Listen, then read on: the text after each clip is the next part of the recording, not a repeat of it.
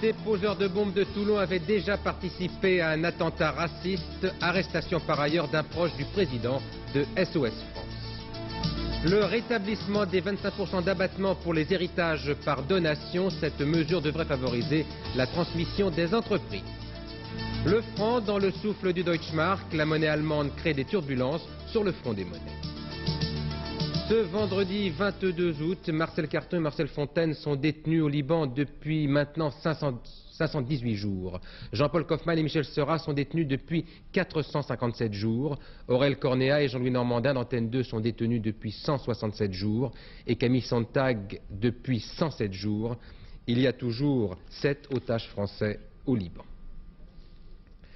Madame, Monsieur, bonsoir. L'enquête sur les événements de Toulon a pris de l'épaisseur ces dernières heures, avec 2 éléments nouveaux. Une certitude d'abord, 2 déposeurs de bombes tués par l'explosion accidentelle de leur engin avaient déjà participé à un attentat raciste. Et puis, second élément, l'arrestation et l'inculpation d'un proche du président de SOS France, lui aussi mort dans l'explosion. Ce proche, c'est Bernard Bagur, le président de la Maison du Para de Toulon. Il a été trouvé en possession d'une arme et interpellé en même temps qu'une quinzaine de militants d'extrême droite. Alors, pour y voir plus clair, je vous propose maintenant de faire le point de l'enquête avec Hervé Brusini. Des policiers autour de la voiture qui vient d'exploser, les débris qu'on ramasse pour expertise en laboratoire. Lundi dernier, l'enquête commençait, elle aura été rondement menée. Aujourd'hui, les hommes du SRPJ ont acquis des certitudes. D'abord sur les circonstances de la mort de ces 4 hommes, Henri Elbari, Raymond Séguéra, Claude Noblia au centre et Yvon Ricard. À bord de leur Alfa Romeo, ils transportaient des engins explosifs. L'autopsie des corps a révélé que le passager assis à l'avant avait un rouleau de fil de fer entre les jambes. Des traces de fil électrique relevées sur ses doigts attestent qu'il devait manipuler l'une des bombes. C'est sans doute dans une fausse manœuvre que l'explosion a eu lieu. Autre certitude, les objectifs visés par le commando. Dans un premier temps, les enquêteurs ont pu croire que les poseurs de bombes voulaient s'en prendre à cette ancienne permanence d'SOS Racisme. Mais les nombreux indices rassemblés par les policiers désignent d'autres cibles. Les bars de Toulon, fréquentés par les immigrés. Ces mêmes bars visés à plusieurs reprises par de mystérieux commandos de France. Un témoin a d'ailleurs reconnu 2 des 4 hommes pendant le plasticage du bar La Civette de Bourges il y a quelques mois. Au domicile de Claude Noblia, des documents ont été retrouvés. Le patron d'SOS France projetait de fonder un nouveau parti politique baptisé le Renouveau National et organisé façon mussolinienne. Une branche armée venait compléter le tout, son nom précisément les Commandos de France. Dans un local loué par le gendre de Noblia, Yvon Ricard, un petit arsenal était dissimulé, 5 kilos d'explosifs, des grenades quadrillées, de la mèche lente et un dispositif d'horlogerie. Mais l'enquête ne s'arrête pas là. Nouvelles perquisitions, nouvelles interpellations, une quinzaine chez les amis de Noblia, en particulier Bernard Bagur, le président de la Maison du Para. Il a été écroué, inculpé pour port d'armes prohibées, un Smith & Wesson. Bagur, lui, déclare qu'il se sentait menacé. À Toulon maintenant, les policiers ont le sentiment d'avoir bouclé leur enquête sur l'attentat avorté du 18 août. Un attentat derrière lequel se cachaient donc 4 hommes appartenant à SOS France. Oui, et puis toujours à propos de cette affaire de Toulon, une réflexion de Lionel Stoléru. Il faut dissoudre SOS France. Monsieur Stoléru rejoint de la sorte plusieurs organisations antiracistes qui demandent exactement la même chose. Quand les cadres payent l'addition de l'austérité, ils n'aiment pas ça et puis ils le disent. Objet de leur amertume, la dernière enquête de l'INSEE qui indique que les cadres en général et les cadres supérieurs en particulier sont les principales victimes de la baisse du pouvoir d'achat entre 1979 et 1985. Voici les explications d'Ève Mettet et la réaction de Paul Markelly pour la CGC. Moins 1%, c'est la baisse moyenne du pouvoir d'achat des Français salariés depuis 6 ans. Mais attention, tout le monde n'est pas logé à la même enseigne. Plus on descend la gamme des catégories sociales et plus le pouvoir d'achat a été préservé. Les cadres supérieurs sont ceux qui ont le plus perdu. Leur pouvoir d'achat a chuté de 6% entre 1979 et 1985. Juste un peu mieux lotis, les cadres moyens avec une perte de 4%. Pour les employés, le pouvoir d'achat est moins atteint. Il subit une baisse de 1,5%. Enfin, du côté des ouvriers, le pouvoir d'achat moyen a été maintenu. Globalement, l'éventail entre les catégories sociales s'est donc resserré, et ce, aux dépens des catégories plus aisées. Une évolution qui n'est pas bien sûr du goût de la CGC. Je n'ai pas d'avertissement à donner, je dis simplement, regardons ce qui s'est passé et faisons attention, car on ne peut pas indéfiniment demander l'essentiel à une catégorie socio-professionnelle comme celle que je représente et en même temps lui retirer ce qui fait non pas sa joie de vivre, mais la contrepartie logique de sa responsabilité dans notre économie.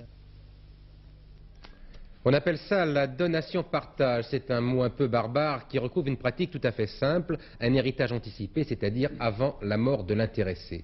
Il s'agit donc d'une forme de succession soumise du même coup à l'impôt, avec une mesure très attendue qui pourrait figurer au projet de budget pour l'année prochaine, l'abattement de 25% pour ces donations-partage. Un abattement qui devrait donc être rétabli après sa disparition, c'était en 1982.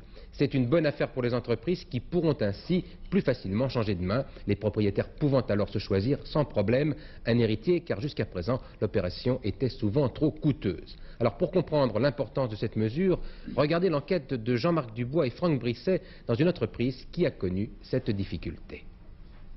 À ma droite, un ancien PDG, 66 ans. À ma gauche, un nouveau PDG, 32 ans. Leur point commun, ils portent le même nom, Chauvin. Et surtout, se sont succédés à la tête de la même entreprise, les laboratoires Chauvin-Blache, créés en 1912 à Aubenas, dans l'Ardèche. 130 millions de chiffre d'affaires, 250 salariés, 40 chercheurs, le premier spécialiste de l'ophtalmologie en France. En 1975, Paul Chauvin, le père, décide de passer la main à son fils Bernard, qui travaille déjà dans le laboratoire. Du père au fils, une succession qui aurait dû être simple, mais ce ne fut pas le cas. Ça m'a pris pratiquement, pour mettre cela au point, avec 3 conseillers, 5 ans. 5 ans, et l'acte a été passé en 81. Il m'a coûté, car il y a du temps, mais il y a aussi des sommes d'argent, environ 4 millions. Alors la question que vous pourriez poser aujourd'hui, c'est dire, mais aujourd'hui, qu'est-ce que vous feriez? Eh bien aujourd'hui, je crois que je ne pourrais pas.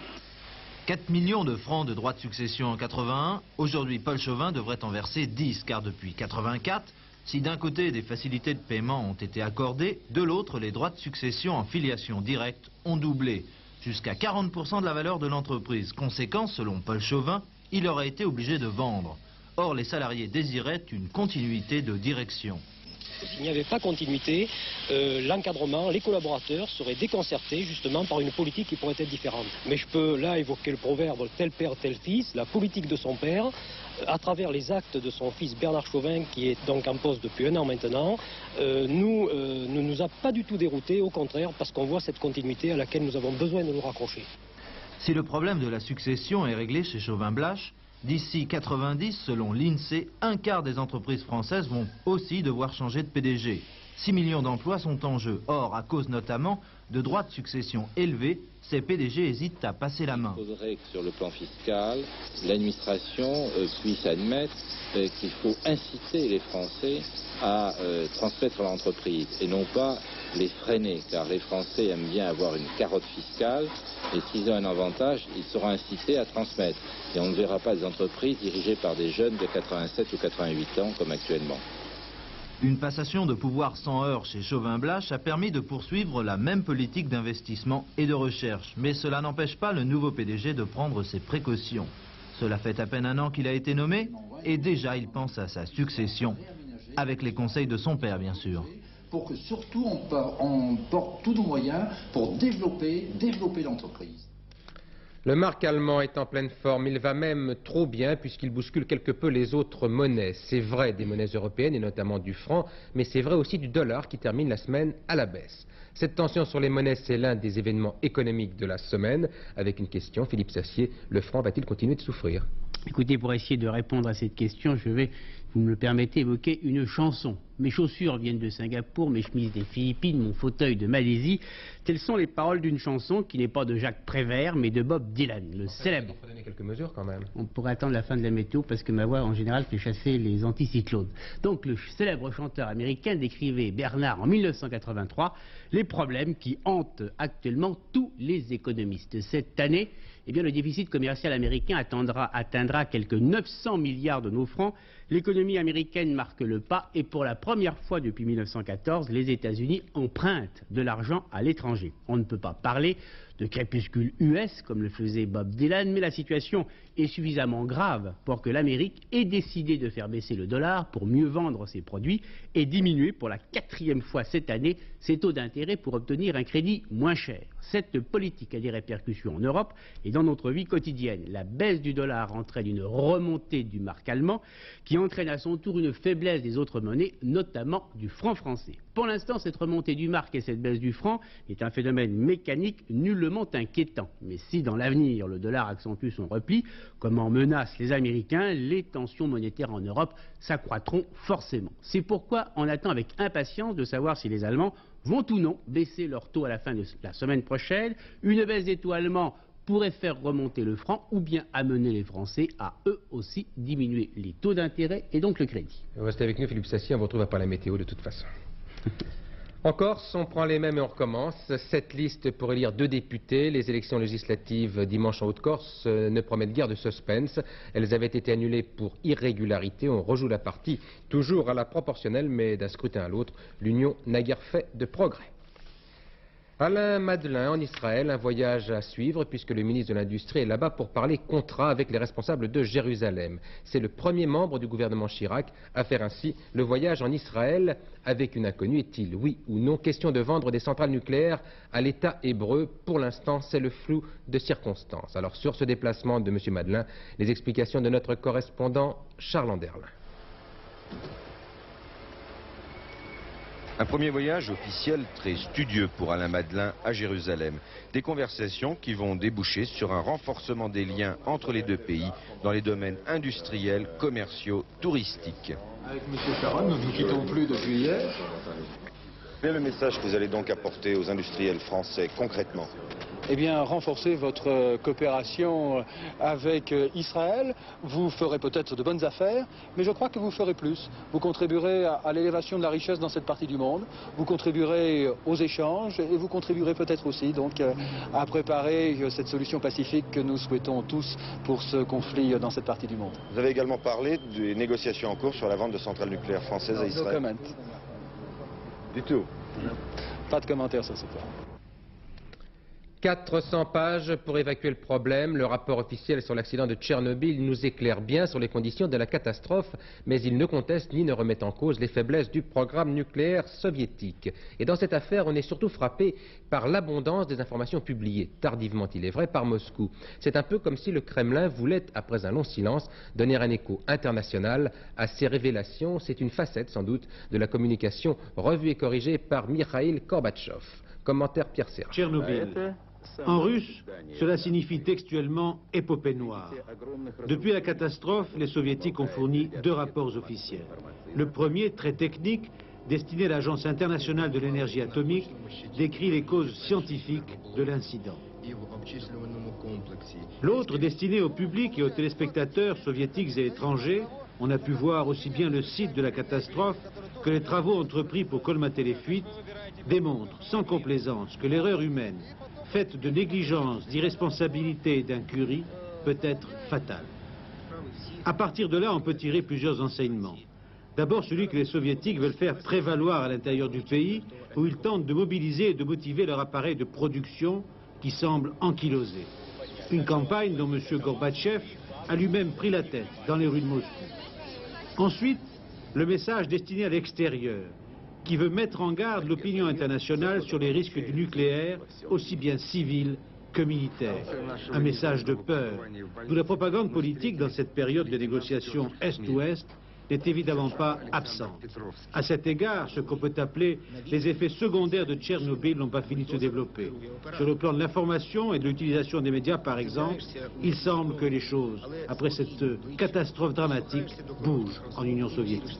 Bien, Alexandre Adler, vous connaissez bien l'Union soviétique, c'est votre spécialité. On a un petit peu l'impression quand même que le Kremlin s'est découvert un goût subit pour l'information avec l'affaire de Tchernobyl, ce que disait Pierre Serra. Oui, enfin, la campagne que Gorbatchev a lancée pour une information plus complète date d'un peu avant, mais il est incontestable que Gorbatchev a été profondément ébranlé, et pas seulement personnellement, mais sans doute aussi politiquement par la catastrophe de Tchernobyl, et qu'il a trouvé comme parade, après 3 semaines de silence, un moment très long, l'accélération de cette campagne d'ouverture, les soviétiques disent glasnost, de franchise, et le rapport à sa manière, je dis bien à sa manière puisque on peut quand même en contester certains aspects, est un exemple de cette nouvelle franchise qui vise autant les soviétiques que l'opinion internationale. Le commentaire le soulignait, les soviétiques par exemple acceptent maintenant l'idée d'inspection de leurs armements sur place, de même qu'ils enverraient des inspecteurs aux États-Unis. Dans le cadre des discussions de Genève. Voilà, dans le cadre des discussions de Genève. C'est une des propositions sur lesquelles il semble avoir beaucoup bougé depuis un certain temps. Il ne pouvait pas, dans ces conditions, donner une information laconique à l'Agence internationale de Vienne, une des premières qui prévoit certaines inspections. Mais Alexandre, cela dit, Tchernobyl, d'accord, on en a parlé, les soviétiques en parlent beaucoup, ce n'est pas la seule chose. On a beaucoup parlé de la drogue, de l'alcool, depuis 3 mois. Donc il y a quand même une volonté très nette de M. Gorbatchev de s'ouvrir vers les médias. Mais oui, on peut ajouter que la principale revue littéraire a un directeur qui n'est pas membre du parti, que des personnages assez contestataires, je pense par exemple au cinéaste L.M. Klimov, ont été mis à la tête de positions officielles importantes. En ce qui concerne la presse, les choses suivent moins. Alors donc, on peut quand même dire qu'il y a une volonté très grande d'ouvrir les dossiers, un peu les sans fleurs, comme on disait en Chine en 1956. Pourquoi? Eh bien, pourquoi maintenant, surtout? Pourquoi maintenant? Je crois que Gorbatchev est très sincèrement un homme désireux d'avancer, mais il ne faut pas non plus l'imaginer comme voulant avancer dans tous les domaines. Et en particulier, dans le domaine économique, Gorbatchev est assez prudent. Et si je puis dire, une partie de cette prudence s'est manifestée à Tchernobyl, c'est-à-dire qu'on a fait le choix d'un développement énergétique accéléré, une énergie à bon marché, et qui a fait bon marché des mesures de sécurité. C'est pour ça que cette catastrophe, elle est un peu la sienne. Alors, autant il est prudent en économie, autant il est prêt à lâcher dans le symbolique, dans la culture, dans la façon de s'exprimer, dans la manière de faire. D'abord parce que c'est un homme d'une autre génération, qu'il est entouré de professionnels remarquables de la communication, notamment l'ambassadeur Dobrynin, qui a passé l'essentiel de sa vie d'adulte aux États-Unis, qui sait comment il faut parler à l'opinion occidentale. Et puis, c'est un peu comme le taux extérieur d'une monnaie et son taux intérieur. On ne peut pas avoir une propagande pour l'Occident et une propagande à l'intérieur qui reste enfantine. Donc on essaie de rapprocher les deux. Il n'est pas sûr que Gorbatchev soit suivi par tout le bureau politique. Il y a un risque à cette information donc corrigée par M. Gorbatchev, c'est que les soviétiques y prennent goût, simplement. Mais parfaitement. Et c'est un risque qui est tellement ressenti qu'un des amis les plus proches de Gorbatchev, Alexandre Yakovlev, l'ancien ambassadeur au Canada, qui est lui aussi un des américanistes de l'équipe, vient de perdre la responsabilité de la propagande, où il dirigeait vraiment le grand développement du glasnost, de l'ouverture. Qui est le patron maintenant? Un monsieur Skliarov, notre collègue, puisqu'il était directeur de la revue Problème de la paix et du socialisme à Prague, qui est une revue assez austère, et ses idées le sont aussi. Et depuis qu'il est à la Pravda, on constate que la façon dont les choses sont présentées est un peu recul. On parle beaucoup de direction collective, moins de Gorbatchev. J'ai l'impression qu'il y a donc déjà un petit coup d'arrêt. Les idées austères, ça veut dire qu'il est stalinien? Oui, enfin, tout le monde l'a été, plus ou moins, mais lui, je crois, l'est resté un peu, oui. Alexandre, merci pour ces précisions. Donc, au lendemain du rapport sur Tchernobyl. Un double attentat dans le centre d'Anvers, en Belgique. Il a été revendiqué par des soi-disant cellules révolutionnaires. Il n'a fait que des dégâts matériels et visait notamment le siège de la Fondation pour les Jeux Olympiques. Un vrai cœur pour l'opéré de Nancy. Après 4 jours de cœur mécanique, Barthélemy Moussako a reçu une véritable greffe la nuit dernière à Nancy. Il a 44 ans, il est père de 6 enfants et pour le moment, il va aussi bien que possible, mais il faut attendre 24 heures avant d'avoir un avis définitif sur le succès de l'opération. Ce que vous voyez là, c'est le cœur artificiel, enfin la pompe, et qui lui a permis de vivre donc en attendant cette greffe cardiaque plus classique. Une randonnée en montagne qui tourne mal pour une colonie de vacances. 2 enfants blessés après un moment de panique sur un passage un peu trop délicat pour leur âge. Ils ont été évacués par hélicoptère, mais cette affaire en tout cas repose le problème de la prudence en montagne, surtout pour un groupe de gamins. Le salon de l'auto qui ouvre ses portes le 2 octobre nous promet bien des révélations. Au moins 6 modèles nouveaux présentés à cette occasion. Et bien dès ce soir, en avant-première, vous allez pouvoir découvrir la dernière née des Opel. C'est l'Opel Omega que nous décrit maintenant Geneviève Moll. Tapis rouge pour la nouvelle Opel, l'Omega, qui succède à la Record. C'est un modèle entièrement nouveau. Elle vous sera proposée en berline 4 portes ou en braque 5 portes, avec des moteurs 1800 cm3 ou 2 litres et 2 moteurs diesel. Sous ses dehors tout en rondeur, elle présente un certain nombre d'innovations. La direction est dotée d'une assistance électronique variable. Les roues sont indépendantes avec barre oblique. La boîte de vitesse possède 5 rapports. Elle a un système de freinage entièrement automatique et un nouveau système de suspension. Elle a surtout un coefficient de pénétration dans l'air record, 0,28. L'Omega espère concurrencer en France la Renault 25 et la Peugeot 505 et en Europe la Fiat Promo et l'Audi 100.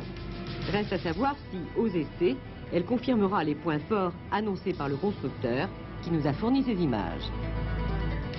Bruno Perron au pied des immeubles de Manhattan à New York. Il se prépare à une nouvelle tentative de traversée de l'Atlantique. Attention, rien à voir avec le record de Karadec et de Fax sur Royal, puisque Perron fera lui sa course en solitaire. Marc Maisonneuve pour le commentaire.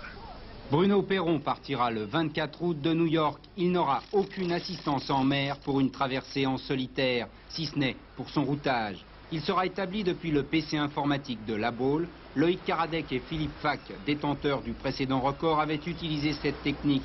Le but de Perron, accrocher le record de Charlie Barr et celui des 1000 milles en solo. Pour y arriver, vous devez toujours être le plus vite possible, à la limite. C'est le point délicat à trouver. Où est la limite? Quand est-ce trop? Quand n'est-ce pas assez?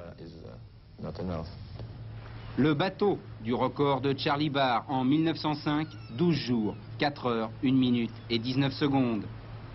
Cela signifie quelque chose pour moi, bien sûr. C'est une façon d'être, de vivre, de courir.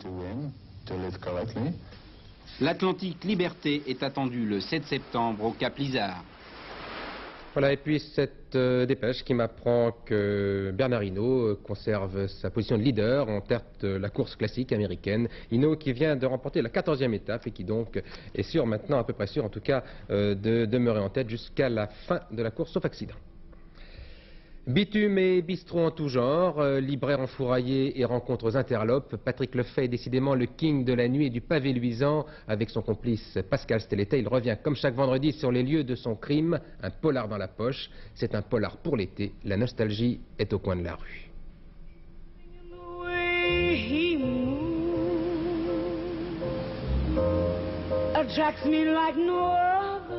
J'étais rasé et propre, j'allais attendre la fille de minuit.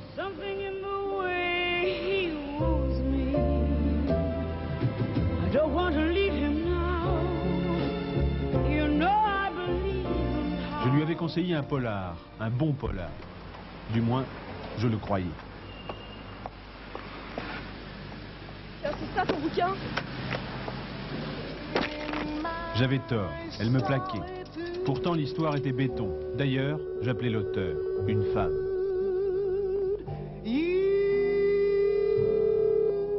Allô? Marcel Perriot, est-ce que vous pourriez résumer l'intrigue de votre livre? Alors c'est un dessinateur de presse qui arrive, qui est très jeune et qui s'installe par l'entremise d'amis dans un appartement rue Saint-Sauveur et qui s'aperçoit petit à petit qu'il est en but à l'animosité puis à l'agressivité de tous les gens de cette maison. Parfait, ne me dites pas la fin, c'est très bien. Ça, je ne vous la dirai pas.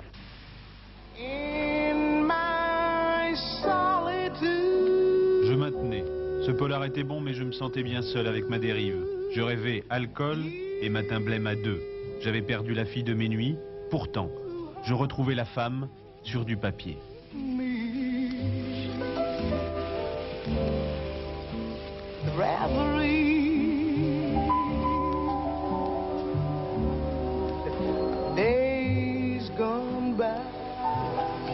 Comment allez-vous? Bonjour, ça va bien? J'ai vu dans la vitrine un Wetering, mais Wetering qui c'est? Je ne connais pas. Oui, Wetering, vous ne connaissez pas? C'est un auteur hollandais qui écrit des romans policiers. Sur les couvertures, il y a des femmes nues. Pourquoi? Écoutez, alors là, j'ignore pourquoi. Les femmes nues ne me sont pas apparues directement. Ce sont des clients qui m'ont fait remarquer qu'effectivement, c'était des photos de nus. Je prenais ça, moi, pour plutôt des tableaux abstraits, des détails de tableaux abstraits. Et soudain, un regard suffit à me faire comprendre que là-bas, il y avait l'espoir, au bout du chemin. Je renaissais. En pleine angoisse existentielle, je sentais confusément que les affaires allaient reprendre. Bon alors, Sophie Edelman, ça fait 2 heures que je vous suis. J'en peux plus vraiment, je voudrais savoir. Pourquoi avoir choisi de vous exprimer à travers le polar? Je ne sais pas exactement, c'est venu comme ça. Le polar, ça me semblait être un véhicule qui me permettait d'exprimer certaines choses. Pourtant, c'est pas très féminin. Je sais pas, ça peut l'être. Je ne sais pas si c'est spécialement féminin ou spécialement masculin, mais disons qu'un des thèmes principaux du polar, c'est la mort, et peut-être que les femmes n'ont pas tellement envie de parler de ça, mais ça peut être aussi le centre autour duquel tourne tout ce qui nous préoccupe, et notamment l'amour. C'est magnifique.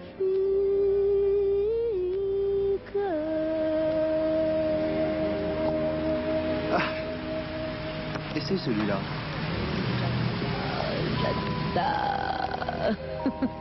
Oh là là. Le tiercé, demain, il se court à Deauville. C'est le prix de Cagny, 1200 mètres. Il y a 17 partants.